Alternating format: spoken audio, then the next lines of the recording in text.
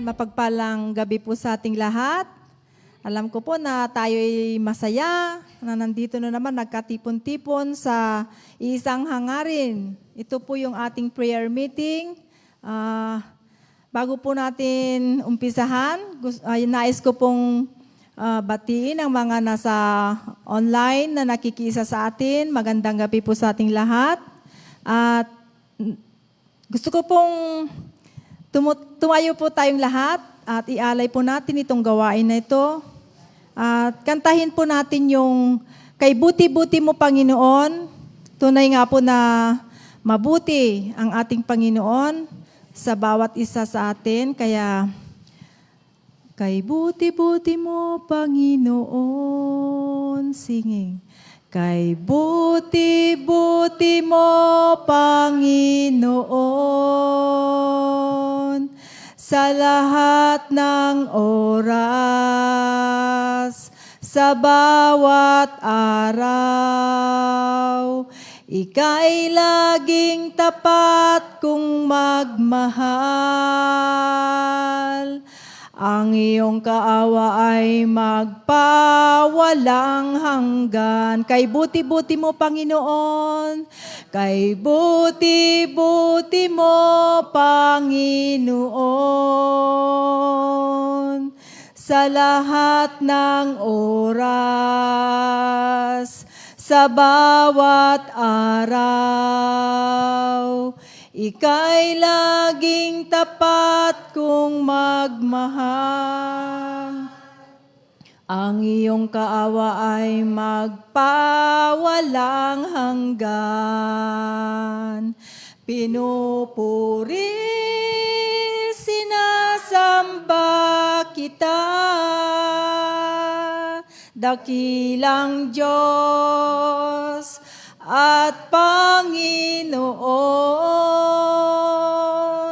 Tunay na ika'y walang katulad, tunay na ika'y di nagbabago, mabuting Diyos na sa atin ay nagmamahal. Mabuti ang Diyos na sa atin ay nagmamahal. Tayo po'y manalangin. Pinupuri at sinasamba ka namin sa oras na ito, Lord God. Tunay nga po na napakabuti mo sa aming mga buhay, Lord God. Ikaw po ang aming itataas sa gabing ito, Lord God. Sa lahat po ng aming gagawin, Lord, ikaw po ang manguna, Lord God. Bago po namin umpisa ng gawain na ito, Lord God, kami po ay nagpapakumbaba. Humihingi po ng kapatawaran sa mga nagawa naming mga kanais-nais sa inyong kaharapan, Panginoon. Pakalinisin niyo po kami, Panginoon, sa inyong banal na dugo, Lord God. At ganun din po sa aming mga kapatiran, Lord God, na wala sa amin ngayon. Alam ko po, Panginoon, na ikaw po ang siyang patuloy, Lord God, na mangusap sa kanila, Lord God. Lord, sa gabing ito, Lord God, alam mo po ang bawat laman ng aming mga puso, Lord God. Kayo po ang manguna, Lord God, sa aming gawain ito, Lord God. At hinihiling ko po, Panginoon, na ang magbibigay, Lord God, ng mensahe sa oras nito, Lord God, ang aming kapatid. Ikaw po ang siyang mag-bless sa kanya, Lord God. Itago mo po siya sa inyong harapan, Lord, at hindi po ang kanyang kahinaan ang aming makita, bagkus ang iyong kapangyarihan, Lord God. Upang sa ganun, Lord God, may share niya, Lord God, ng buong linaw, Lord God, ang iyong mga salita na aming maririnig sa oras na ito, Lord. Buksan mo po ang aming mga puso't isipan, Lord God, na siyang pagsisidlan ng mga salita mo, na siyang aming sandata, Lord God, at aming ipasapamuhay, Lord God. Napakahalaga po ang mga salita mo, Panginoon. Kaya po, Panginoon, tulungan mo po kami na siyang maunawaan ang bawat salita na lalabas po sa bibig ng aming kapatid, Lord God, na magbibigay ng mensahe mo sa oras na ito. Ganon din po sa amin, Lord. Buksan mo po ang aming mga puso't isipan, Panginoon. At patuloy ka po na manguna at sa aming mga kalagitnaan sa oras na ito, Lord God. Ang iyong banal na Espiritu, ang siyang manahan sa lugar nito at sa aming puso at isipan, Lord. At inihiling ko po, Panginoon, ang katagumpayan ng aming prayer meeting sa oras nito, Lord God. Lahat po ng aspeto na aming gagawin sa oras nito, Lord, ikaw po ang siyang manguna at ipinagkakatiwala na po namin ang lahat-lahat, Panginoon, sa inyong matamis na pangalan. Ito po ang aming samot dalangin. Amen and amen.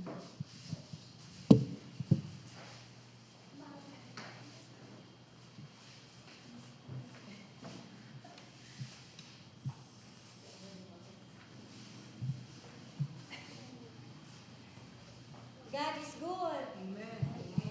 God is good. May microphone pala.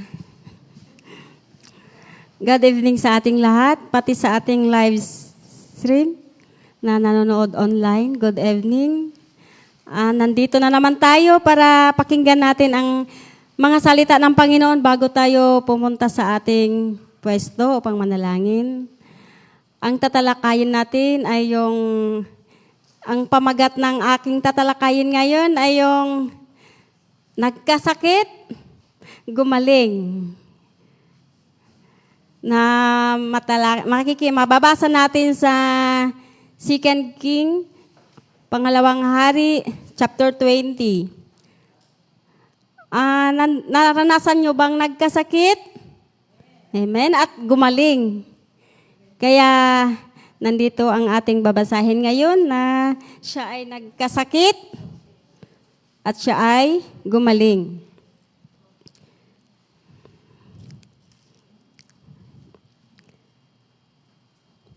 Mababasa natin sa Pangalawang Hari, chapter 20, verse 1 to 7 na lang or hanggang doon. Babasahin natin, no? Kung mayroon man kayo mga Biblia, sabayan niyo ako. Nababasahin natin ang salita ng Diyos ngayon. Nagkasakit si Ezekias. Nang panahong iyon, nagkasakit ng malubha si Haring Ezekias. Dinalaw siya ng propetang si Isaias na anak ni Amos at sinabi sa kanya, ipinapasabi ni Yahweh na ayusin mo na ang iyong kaharian, sapagkat malapit ka nang mamatay. Hindi ka na gagaling sa sakit mong iyan. Humarap si Haring Ezekias sa dingding at nananalangin kay Yahweh. Alalahanin po sana ninyo, Yahweh, na namuhay akong tapat sa inyo. Buong puso ko pong ginawa ang lahat ng bagay ayon sa iyong kagustuhan. At buong kapaitang umiyak si Ezekias. Hindi pa nakakalayo si Isaias sa gitnang bulwagan ng palasyo nang sabihin sa kanya ni Yahweh, bumalik ka, sabihin mo kay Ezekias, ang hari ng aking bayan. Narinig ko ang iyong panalangin at nakita ko ang iyong pagluha. Kaya pagagalingin kita. Sa 3 araw, makakapasok ka na sa templo. Mabubuhay ka pa ng 15 taon. Hindi lamang iyan, ililigtas pa kita at ang lungsod na ito sa kamay ng hari ng Assyria. Ipagtatanggol ko ang lungsod na ito, alang-alang sa aking karangalan at sa aking pangako kay David na aking lingkod. Pagbalik ni Isaias kay Ezekias, inuutos niya sa mga katulong ng hari na tapalan ng katas ng igos ang bukol ng hari upang ito'y gumaling. Ginagawa nga nila iyon at siya'y gumaling. Ayun. Iyon ang buhay ng isang Haring Ezekias. Alam naman natin na si Haring Hezekiah ay isa din siyang matuwid na hari. Mababasa natin doon sa aklat ng 2 King at saka aklat ng Second Chronicles. Naging matuwid siyang hari sa paningin ng ating Panginoon. Siya ay tinuturing na isang matuwid na hari sa aklat ng Second King saka sa Second Chronicles. Itong salita ng Diyos na nabasa natin sa Second King tungkol sa kay Hezekiah. Haring Hezekiah na nagkasakit at gumaling. Nung doon sa nang panahong iyon, 'di ba, nagkasakit siya. At sino yung propeta na yon? Propeta Isaiah. Inutusan ng Panginoong Diyos na si Isaiah, napuntahan mo si Haring Hezekiah, sasabihin mo sa kanya na ihanda ng iyong sambahayan, 'di ba? Sinabi niya, ipinasabi ni Yahweh na ayusin mo na ang iyong kaharian. Ayusin mo na ang iyong kaharian sapagkat hindi ka na gagaling. Kung sa tayo man, kung may sakit man tayo, mayroong bibisita sa atin na ating kaibigan.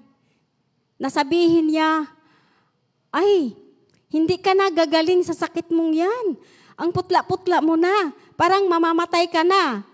No, parang mamamatay ka na. Pero talagang si Hezekiah, sinabi talaga ni Propeta Isaiah na mamamatay ka na, hindi ka na gagaling. Pero kung tayo yon, talagang magpanik tayo, mag-react tayo, di ba? Siyempre, magagalit tayo kasi ano naman tayo, naglingkod tayo ng Diyos, bakit mamamatay? Di ba? Kung ano, pero ang reaksyon ni Haring Hezekiah, anong reaksyon niya? Siya ay nananalangin. Siya ay tumalikod sa doon, halimbawa, dito tumalikod siya, nanalangin siya sa dingding,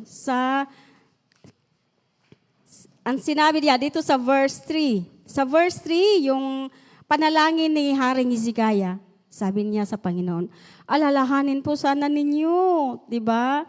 Alalahanin po sana ninyo, sabay pag-iyak na talagang iyak siya ng iyak na kapaitan. Yung pait, talagang umiyak siya. Namuhay akong tapat sa inyo, Panginoon. Sinabi ni Haring Hezekiah, namuhay akong tapat sa inyo.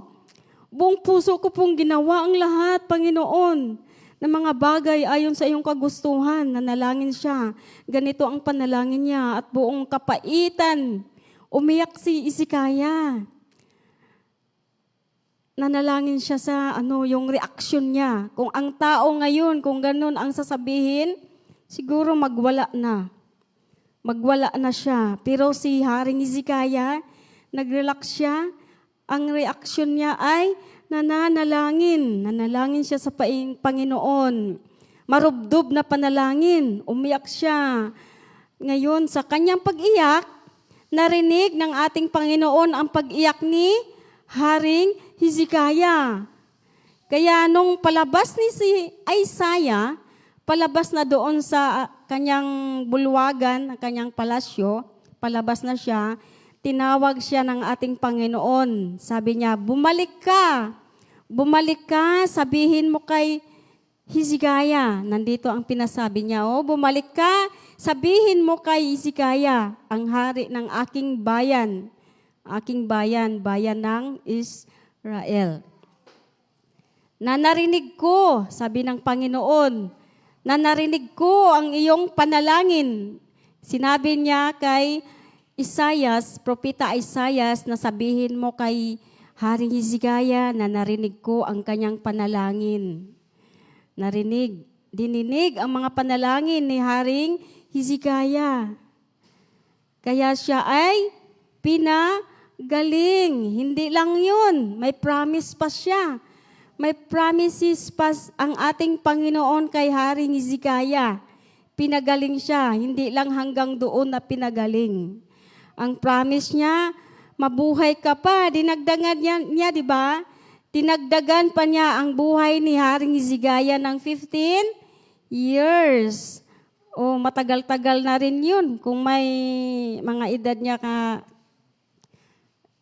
kung mayroon pa siyang mga anak, syempre, halimbawa sa atin ngayon, kung may nag-aaral tayo, kwentahin natin yung 15 years. Matagal-tagal na rin yun.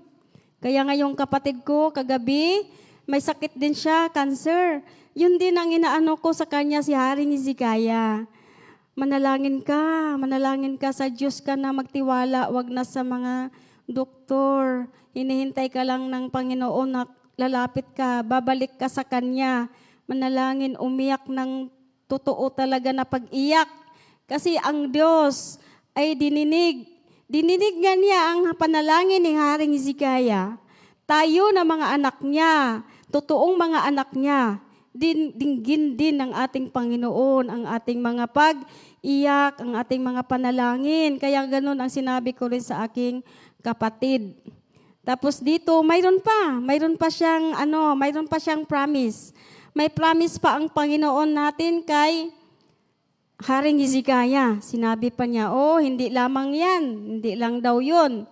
Ililigtas pa kita. Ililigtas kasi alam naman natin na may kumakalaban na bansa yung Assyria.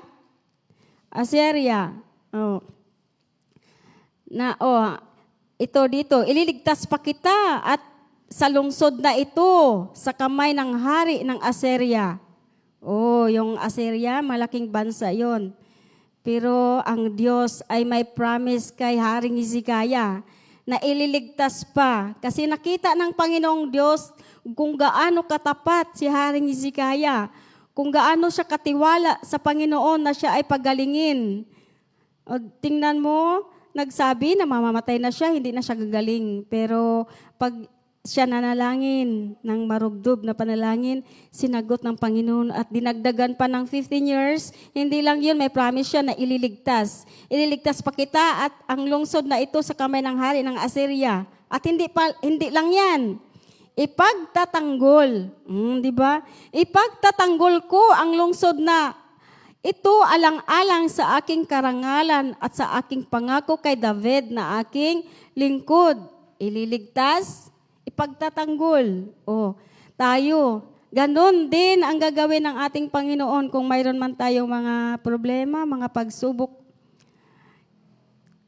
Manalangin tayo sa Kanya, hindi lang yan na hanggang doon, i-bless, pagpalain pa tayo sa lahat ng aspeto ng ating buhay dahil tayo ay nagtiwala sa ating Panginoon. At yan na, pagbalik ni Isaiah, di ba bumalik si Isaiah kasi sinutusan siya ng ating Panginoon na balikan mo siya, nasabihin mo na pagalingin ko siya. Hindi lang yon, dagdagan ko pa ang kanyang buhay, ililigtas ko pa siya, at ipagtatanggol ko pa siya. Ay, dito sa verse 7, may Bible kayo?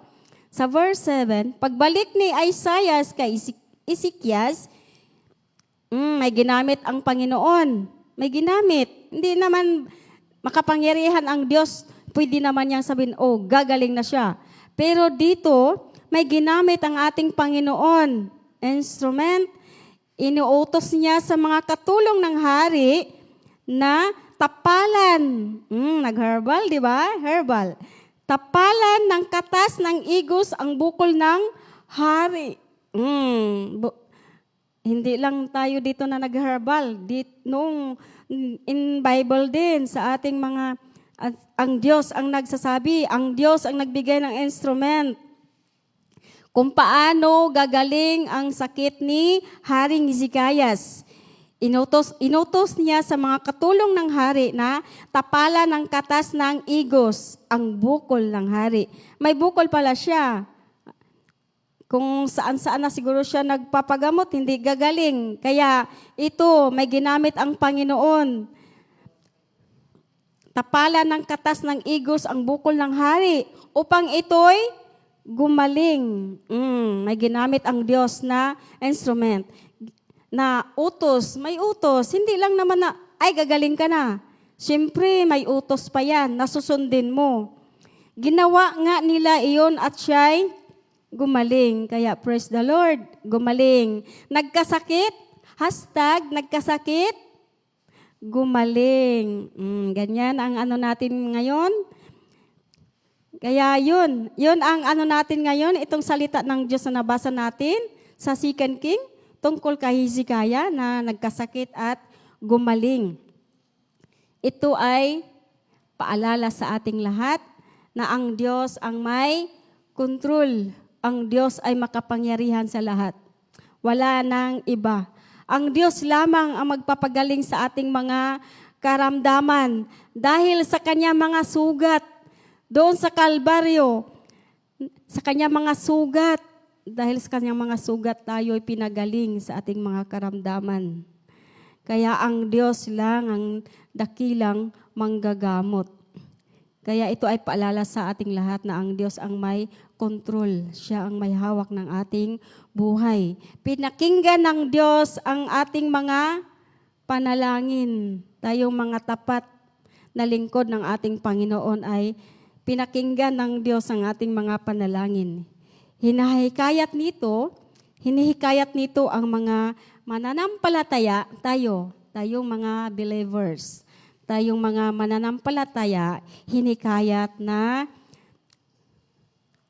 tatlo, na may pananampalataya. Siyempre, mayroong pananampalataya at tayo'y mapagpakumbaba at saka mayroon tayong tiwala.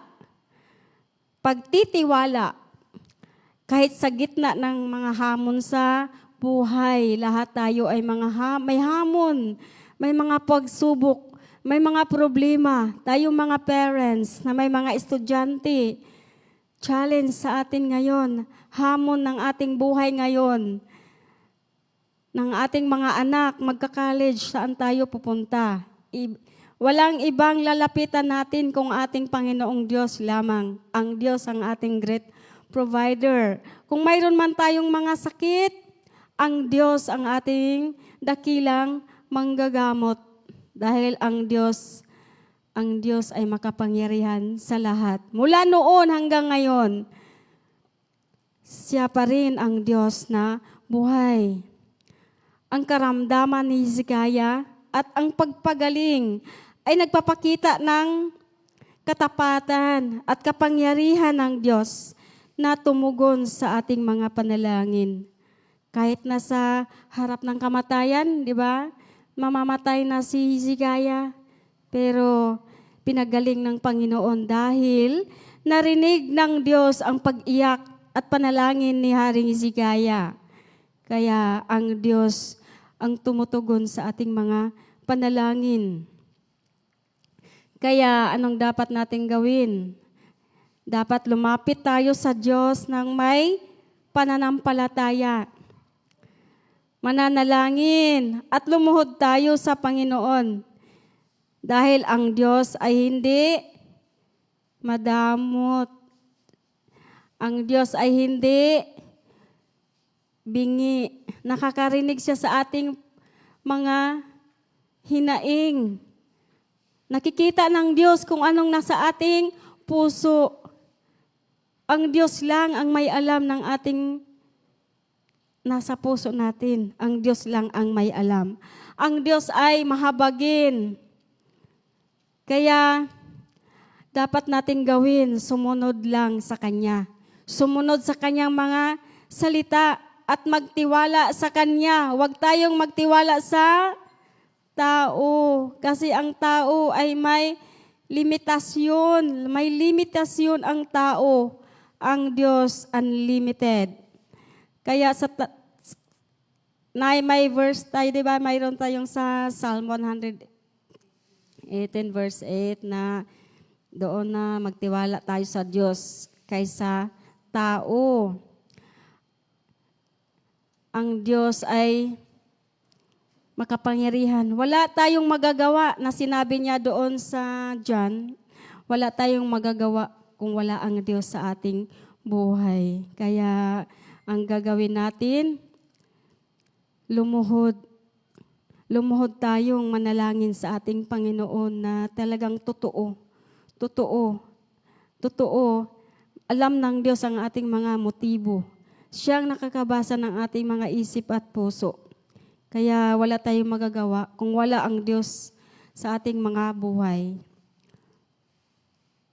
At ngayon, pumunta na tayo sa ating panalanginan at hilingin natin sa ating Panginoon kung ano man yung nasa puso natin.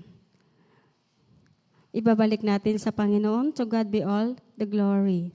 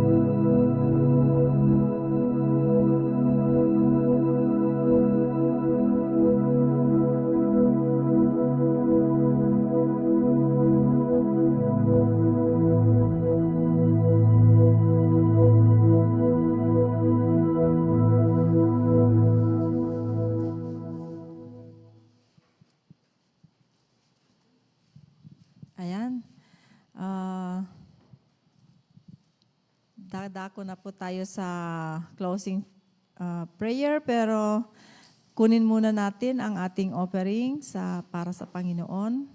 At awitin po natin yung awitin na tayo ay magbigay para sa Panginoon. Tayo ay magbigay para sa Panginoon. Tayo ay magbigay para sa Panginoon. Purihin ang Diyos, pasalamatan siya nang may kagalakan sa puso. Hallelujah. Ayan, sino po ang may prayer request? Healing. Brian. Brother Vincent.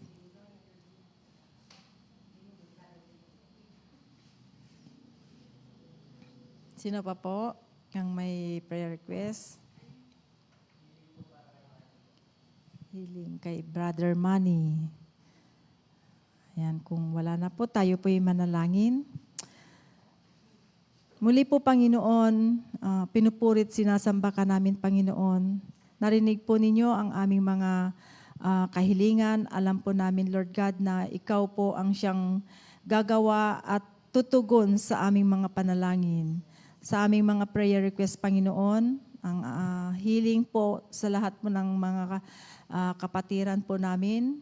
Una po si Sister Rosabilia, si Brother Mel Brian, tapos si Brother Vincent at si Brother Tyrone, si Brother Dingdong, saka si Brother Manny, Panginoon.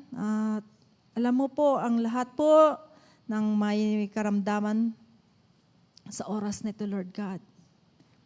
Hindi po mababa ang iyong mga kamay, Panginoon, saan man pong dako ng mundong ito, Lord God, na nabanggit po sa aming kalagitnaan, na nabanggit na pangalan, Lord God. Ikaw po ang siyang patuloy, Lord God, na humipo, Panginoon, mula ulo hanggang sa paanan po ng aming mga kapatid na ito, Lord God. In the name of Jesus, we command all that sickness na siyang bumabalot sa katawan ng mga kapatiran na ito, Lord God. Alam po namin, narinig po namin ang mensahe mo, Panginoon. Ikaw po ang siyang makapangyarihan. Ikaw po ang aming dakilang manggagamot. Kami po ay nagtitiwala sa inyong pangalan, Lord God. Dahil sinabi mo kung kami po ay magtitiwala sa inyo, sasagutin po ninyo ang aming mga panalangin, Lord. Hallelujah. Kami po ay nagmamakaawa, Panginoon, sa lahat po ng may karamdaman. Hallelujah. Ganon din po sa mga nasa online, Lord, na may na karamdaman, Panginoon, in the name of Jesus. Gagaling na po kami, Panginoon. Hallelujah. Thank you, Lord God, sa kasagutan, Lord God, na kami po ay gumaling na, Lord. Hallelujah. At Lord God, sa gabing ito, Lord Panginoon, kami po ay humihingi, Panginoon, na ikaw po ang patuloy, Lord God, na tumugon, Panginoon, sa lahat po ng mga kahilingan po namin, Panginoon. Sa aming church, alam mo po, Panginoon, ang mga gawain, lahat po ng mga plano, Panginoon, kami po ay nagtitiwala sa inyo, Lord God. Sa oras na ito, alam mo po ang mga projects po ng iglesia namin, Lord God, ng aming church, Lord God. Hindi ka po madamot, Panginoon. Hallelujah. Ikaw po ang siyang mag-provide, Panginoon, ng aming pangangailangan, Lord God. Hallelujah.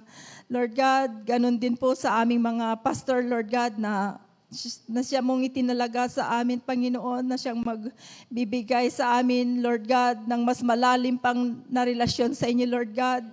Sila po yung ginagamit mo, Panginoon, upang kami po ay lumago, Lord God. Sila Pastor Pader, Pastora Grace, at si Pastor Ryan G, Lord God. Hallelujah. Saan man po sila ngayon, Hindi po namin alam, Panginoon, ang mga reasons nila na wala po ang aming pastor. Hallelujah. Lord, alam mo po ang kanilang mga pangangailangan. I-provide mo po, Panginoon, kila Pastor at Pastora Grace, Lord God, ang kanyang buong pamilya, Panginoon. Itinataas po namin sa inyo, Lord God. Hallelujah. Alam mo po, Panginoon, ang kanilang mga pangangailangan, Lord God. Hallelujah. Yung kanilang mga nararamdaman. Ikaw po ang siyang patuloy, Lord God, na humipo sa kanilang mga katawan, Panginoon, upang sa ganun wala pong sagabal sa kanilang mga ministry, Lord God, na ibinigay mo sa kanila, Panginoon.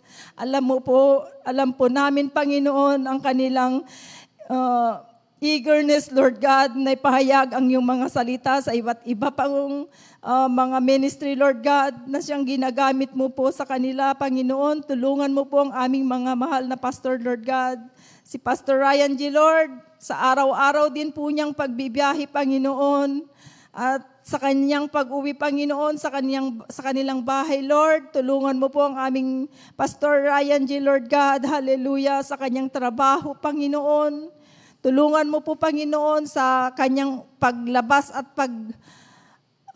uwi, Panginoon. Ikaw po ang siyang patuloy, Lord God, na humipo at gumabay sa kanya, magbigay ng protection, Panginoon, sa kanyang pagbibiyahe.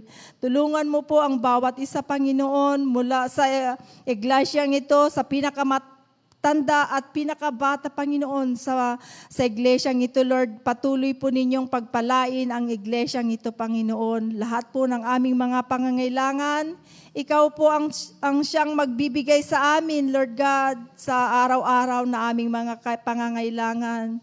At Lord, at sa aming mga, sa lugar na ito, Lord God, na aming, kung saan po kami nakatira, Lord God, hallelujah, itong barangay San Miguel, Lord God, ang bayan ng Bani, Panginoon, at buong Pangasinan, buong Pilipinas, Panginoon. Hinihiling po namin na ikaw po ang siyang patuloy na mag-protect. Alam po namin na hindi na po maaayos ang mga nangyayari dito sa buong mundo, Lord God, pero ikaw po ang siyang may control sa lahat, Panginoon. Ikaw po ang siyang gumabay sa amin, Lord. Hallelujah. Tulungan mo po ang bawat isa, Panginoon, dito sa aming lugar hanggang sa buong mundo, Lord God. Alam po ninyo ang nangyayari. Lord, ang bansang Israel, Lord God, at bansang Iran, ikaw po ang siyang manguna, Panginoon. Bigyan mo na po ng katahimikan, Lord God. Upang sa ganun, Lord God, mabigyan po kami ng peace of mind, Panginoon, dahil naapektuhan din po kami, malayo man po kami sa mga lugar na yan, Lord God. Pero Lord, ikaw po ang siyang manguna sa bawat isa, Panginoon. Ikaw po ang tutulong sa amin. Ikaw po ang magproprotekta sa amin, Panginoon. Tulungan mo po ang bawat isa, Panginoon. Lord, ikaw po ang manguna sa aming mga buhay, Panginoon. Ipinagkakatiwala po namin ang aming mga buhay sa inyo, Lord God.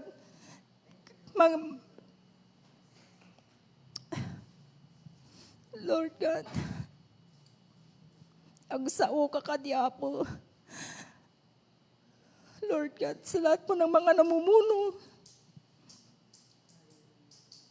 ng mga iba't ibang bansa, Panginoon. Apo lawag ama po, titunggal panunot mi Apo Diyos, tunggal panunot, titunggal may sa Apo. Oh, Apo. Hallelujah, Jesus. Hallelujah. Tulungan mo po ang bawat isa, Panginoon.